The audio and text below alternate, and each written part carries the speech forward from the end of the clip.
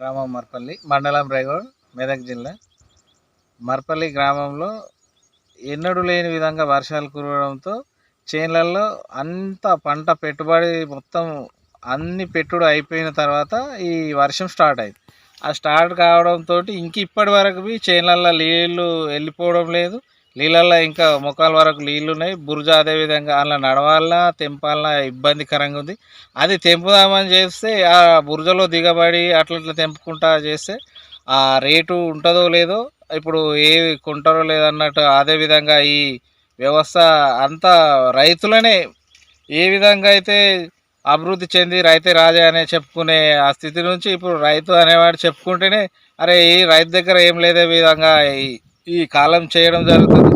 ఈ పంటలకు నష్టపరిహారం అని ఇంతకుముందు అయ్యేవారు ఆలీలు వచ్చి తిరిగి వెళ్ళి రాసుకుపోవడం జరిగింది. ఈ మాకు నష్టపరిహారం కింద ఇదే విధంగా ఈ పోయిన ఖర్చులకు పెట్టిన పెట్టుబడి కన్నా ఈ ప్రభుత్వం ఆదుకోవాలని కోరుచున్నాం.